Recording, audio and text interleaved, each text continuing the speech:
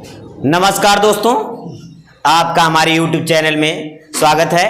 हम लोग वर्णमाला से प्रारंभ करेंगे और वर्णमाला के बारे में हम लोग विस्तृत जानकारी प्राप्त करेंगे। स्वर क्या है, व्यंजन किसे कहते हैं, वर्णमाला क्या है, वर्णमाला में स्वरों के प्रकार, व्यंजनों के प्रकार आदि के बारे में हम लोग विस्तार पूर्वक अध्ययन करेंगे। आइए सबसे पहले हम जानते हैं क्या है वर्णमाला। क्या है? वर्णों का माला। जैसे हम लोग क्या होता है, माला एक लाते हैं तो उसमें फूलों का समूह होता है, उसी तरह से वर्णमाला जो है वर्णों का समूह होता है। अभी देखिए वर्णमाला में हम सबसे पहले जानेंगे वर्ण। कह रहा भाषा की सबसे छोटी यानी भाषा की सबसे लघुतम इकाई को हम लोग वर्ण कहते हैं। अब इसके बाद आ रहा है शब्द। वर्णों का संयुक्त रूप यानी कई वर्ण मिलाकर के, अर्थात हम कह सकते हैं दो या दो से अधिक वर्णों का जो समूह प्राप्त होता है, समूह जो बनता है, उसी को हम लोग शब्द कहते हैं। जैसे आप क पढ़ रहे हैं, क क्या है? एक वर्ड है। क क्या है? एक वर्ड है, लेकिन हमने क म और ल मिला के लिख दिया। अब हमारा वर्ड बन गया, शब्द ये बन चुका है और ये हमारा क्या है? कमल है। तो इसमें एक दो तीन वर्ड मिलाए गए हैं और तीन वर्ड मिलने के बाद एक शब्द का निर्माण हुआ है। और क्या होता है? शब्द एक सार्थक अर्थ भी रखता है, एक सार्थक अर्थ भी रखता है। अब आगे हम लोग पढ़ेंगे वर्णमाला यानी वर्णों के समूह को हम लोग वर्णमाला कहते हैं। वर्णमाला को हम लोग दो भागों में बांटते हैं। वर्णमाला में जैसे आपका हो गया स्वर और व्यंजन। तो सर्वप्रथम जानेंगे कुल वर्णों की संख्या कितनी है? 52 है। यानी कुल वर्णों की संख्या कितनी है? 52, जिसमें स्वरों की संख्या 11 है और व्यंजनों की संख्या 41। देखिए स्वर जो होते हैं मुख्य, वैसे तो स्वर जो होते हैं 13 होते हैं, अंग और अ को लेकर के, अंग और अ को लेकर के कुल स्वरों की संख्या कितनी हो जाती है? 13 हो जाती है।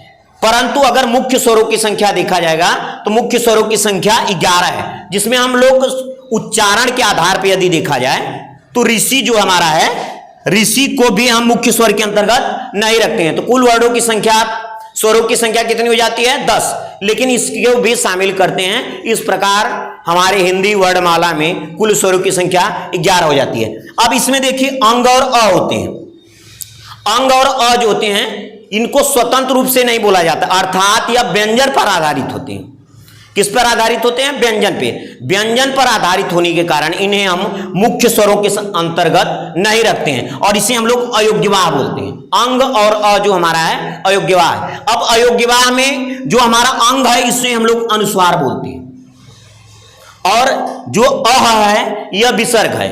यह ज्यादा संस्कृत शब्दों में इसका प्रयोग हम लोग करते हैं। अब आ जाइए हम लोग देखते हैं व्यंजन। व्यंजनों की कुल संख्या 41 है, जिसमें क च ट त प वर्ग बनाए गए हैं। कुल यह स्पर्शीय व्यंजन कहलाते हैं, यानी क वर्ग, च वर्ग, ट वर्ग, त वर्ग, प वर्ग मिला के कुल 25 आपके वर्ड इसमें बन जाते हैं। 25 वर्ड बनते हैं। इसे इन 25 वर्ड को हम लोग स्पर्शीय व्यंजन कहते हैं। क्यों?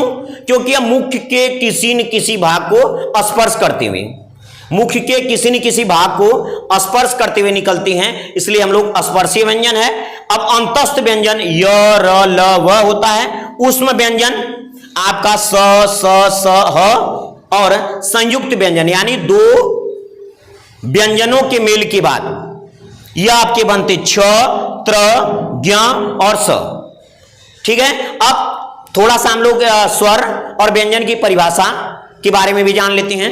स्वतंत्र रूप से बोले जाने वाले वर्ड, स्वतंत्र रूप से बोले जाने वाले वर्ड क्या कहलाते हैं? स्वर कहलाते हैं। अर्थात हम कह सकते हैं मुख्य विकार से, अर्थात मुख से निकलने वाली प्राणवायु या वायु मुख के विभिन्न भागों से यदि बिना टकराए निकलती है उसे हम लोग स्वर कहते हैं। उसके विपरीत हम कह सकते हैं व्यंजन को मुख्य विकार से निकलने वाली प्राणवायु या मुख से निकलने वाली वायु मुख के विभिन्न भागों से यदि टकरा के निकलती है तो हमारा व्यंजन कहला सकता है। या हम कह सकते हैं स्वरों की सहायता से बोले जाने वाले शब्द क्या कहलाते हैं? व्यंजन कहलाते हैं। तो हम शेष नेक्स्ट वीडियो में आपके साथ मिलते हैं, तो उसमें हम लोग स्वर जो हैं कितने प्रकार के होते हैं, व्यंजन कौन है, कितने प्रकार के होते हैं, इनका उच्चारण स्थान क्या होता है, इस प्रकार हम अगले वीडियो के साथ आपको मिलते हैं। आज के लिए धन्यवाद।